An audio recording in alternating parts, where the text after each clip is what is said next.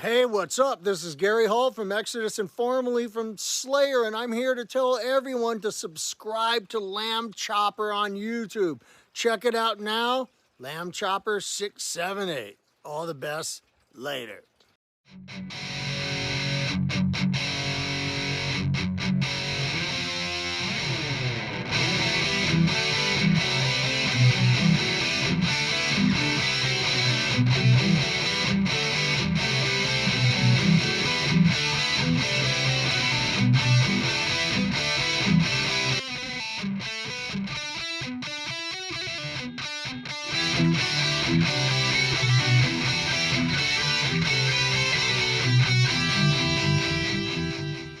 Hey, welcome back to the show. Let's try and capture Metallica's And Justice for All guitar tone using the Mesa V25 and a few EQs.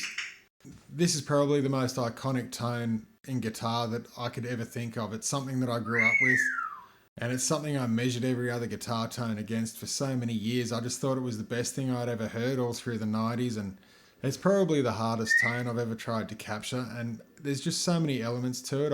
It's something I've just held so high on my pedestal for pretty much all my life, just listening to this album.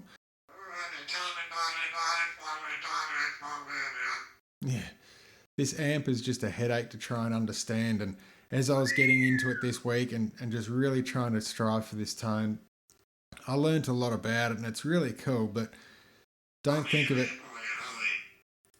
And using that in conjunction with the parametric EQ and the MXR10 band on the floor, it just makes things really difficult. You tend to push things one way and then it just pulls another, and it's just a constant fight. One of the hardest aspects of the tone to try and get was just the bass right. You want it to be like pushing your eardrums a little bit like it does on the record, but doing that it also gets flabby really quick, and so you've got to keep things really tight but then make that bass really defined.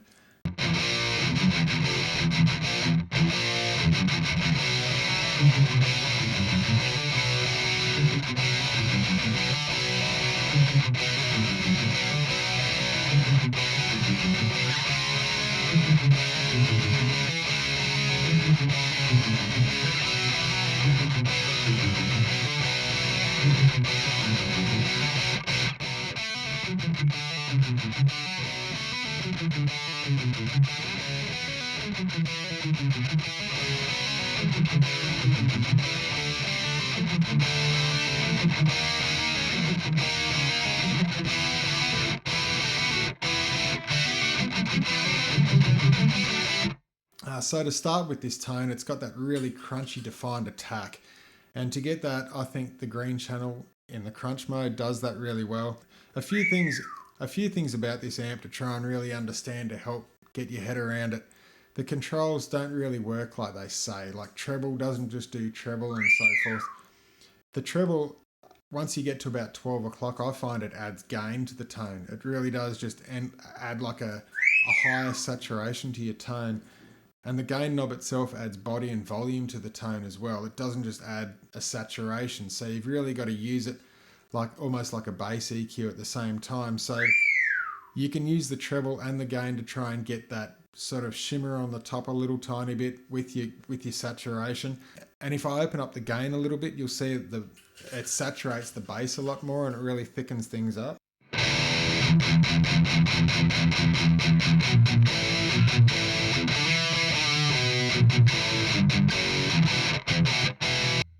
And if we feed in more treble now, you'll see that the gain actually gets more, as well as a little bit sharper.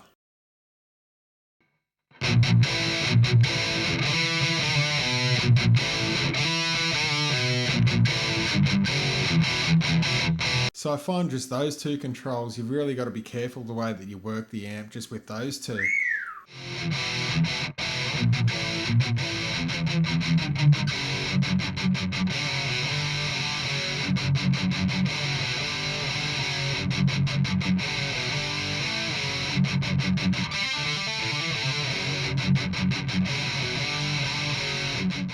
And then I find the mid control, like it does work as mid, but as you feed in more mids on this, it adds body to the tone, but too much, things start to just get muddy and flabby.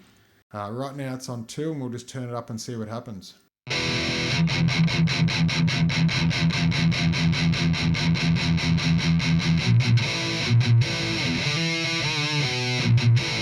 And this is no mids. So you need a little bit there just to give that tone a little bit of body. As for the bass control, this is more like a density. Usually I don't have the bass on the preamp set so high as this because it makes things sound a little bit flabby, but for this I sort of had to, just to get that to push your eardrums when you turn this up. But if I turn this bass right up, you'll hear it really start to flab out.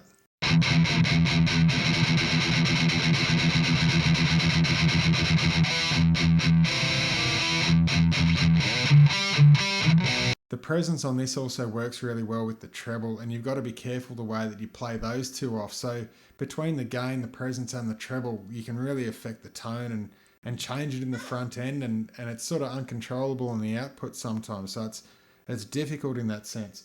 What are you doing, Louie? The slider EQ that's on the side, that's on the output side of the amp, they really do affect the tone. It's almost like having an EQ in the effects loop, but there's certain frequencies, but they do tend to get things pretty muddy pretty quick. So you've just got to be careful how you sculpt those, and building this tone using EQs in the effects loop and so forth, I tend to have things just down a little bit. I'm not really pushing frequencies with the sliders at all.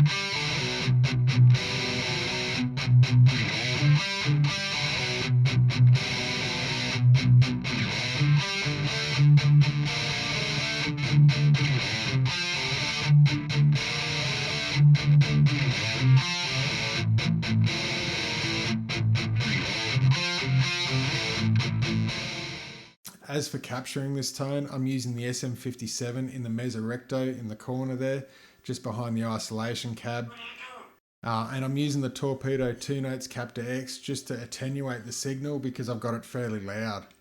Looking down at my effects now on the floor, I'm using the Boss NS2 noise suppressor in the front end and effects loop using the 4-cable method, as you can see.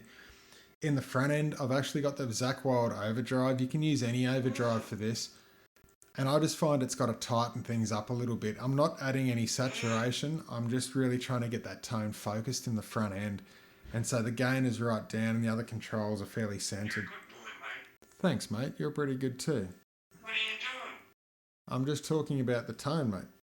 So in the effects loop, I'm using the MXR 10-band EQ. And really this is just scooping out the mids just ever so slightly. But I'm really using this to get my bottom end just right for this tone. I'm using it just so that it's pushing my eardrums but not getting flabby. And then we get to the parametric EQ, and this again, it's a really strange EQ to try and use. And here I'm just trying to work with the Q and the width of the frequencies just to really hone in on certain aspects of this tone to make it jump out as And Justice for All.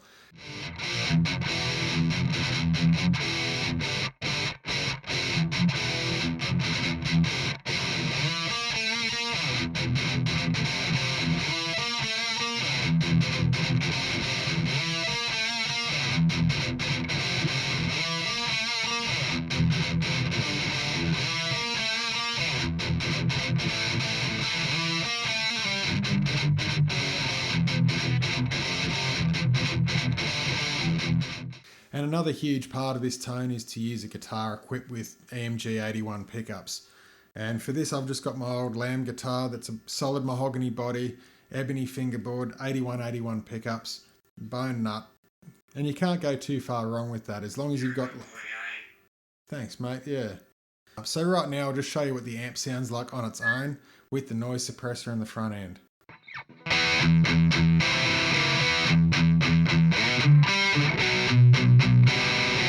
Now we'll just kick on the overdrive and you can see how that sounds.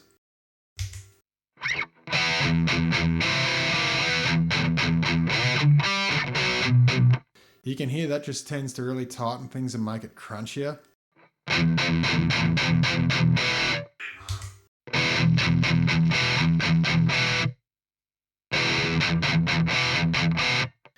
Now the MXR 10 band and the effect slip is on.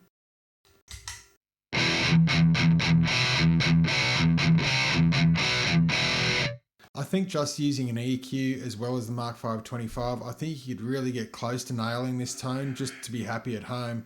And now just turning on the sign effect parametric EQ just to... thanks mate, just so we can dial in that Q and make it sound more like the album. This is the parametric EQ turned on.